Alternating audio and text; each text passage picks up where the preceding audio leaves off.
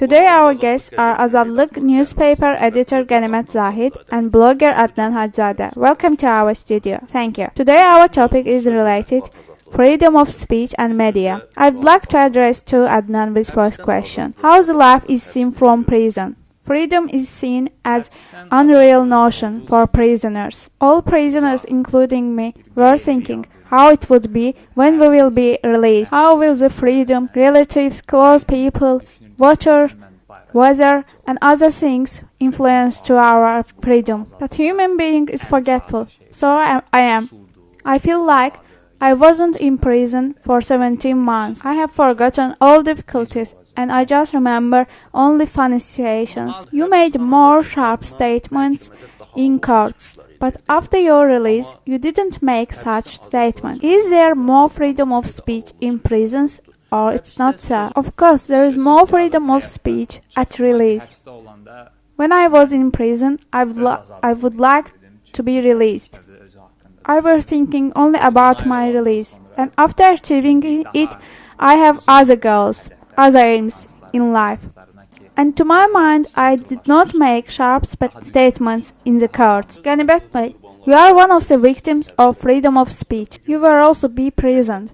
And today, Transport Minister's son, Anar Mammadov, opened a criminal case against you, your newspaper, and Yeni Müsavat. What do you think about it? Is there freedom of speech in Azerbaijan? I have ever mentioned that there is no freedom of speech in Azerbaijan. Freedom of speech initiatives in Azerbaijan is depending on some people. It's like public element. I don't see free media in Azerbaijan like in other countries. And of course this is natural because if there is no three authorities in Azerbaijan, according with Azerbaijan constitution, there cannot exist fourth authority. If the parliament courts are not free, the freedom of speech cannot also be observed in this country. As for the last court, I can say that it's very ironical because that person only after 5 months remembered that this material influences damage his business image. By the way, the restaurant case related with beer eating was on the agenda. Moreover, in Bilgap Beach, the boat sank in front of everybody's eyes. Were these cases investigated? Regarding Anar Mammadov's claim, I would like to say that we had published different materials information about the gun holdings corruptible activity.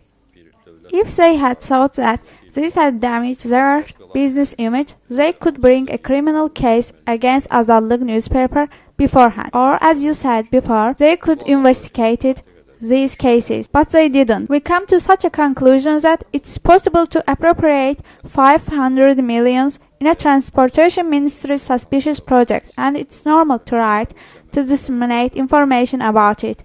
But writing about somebody's eating beer is not normal. It damages their business image. It seems confiscating people's property, appropriating millions, not damage their business image, but eating beer had damaged their image. But as I know, beer is eatable. Adnan, it's said that the printed and electronic media is under pressure, but there is more freedom in social networks. What can you say related to social networks' future development? I don't think that social networks are ahead than printed and electronic media.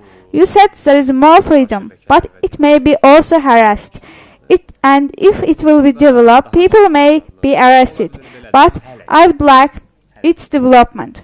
Facebook users' numbers were not so much before, but it raised up to 10 times after my release. This is a quantity, but I hope it would be changed into quality. I hope people will not be afraid of free speaking discussion. I would like to mention that your film about Donkey was watched more than others. So what can you say about video blocking development? Only in my website it was watched 120,000 times. It was watched 160,000 times along with other websites. But millions of people had watched Azadlig and Safra Alizade's performance in Eurovision. 120 million people are not so many in comparison with millions. But the foreigners also watched this video because they were interested in why the youth were arrested. After watching, they couldn't understand what was the reason for our arrest. Video blogging development is directly related to internet technology progress. One should have high-speed internet for downloading and watching the high-quality videos. High-speed internet is very expensive in Azerbaijan, so people are not able to access it. If the internet shall develop, the video blogging will develop too, and there will be internet-based TV channels. There already exist such radios and TVs, of course, but there is technical problem. My last question, please answer shortly. What are the perspectives of Anar Mehmedov's complaint against you? I don't see any perspectives in Azerbaijan courts. We shall see. That issue was not on media agenda, so it should not be discussed anymore. On this issue, we'll last in local appeals court and European Human Rights Court and so on. Thank you for coming to our studio. Today our guests were Azadlig newspaper editor Ganimat Zahid and blogger Adnan Hajizade.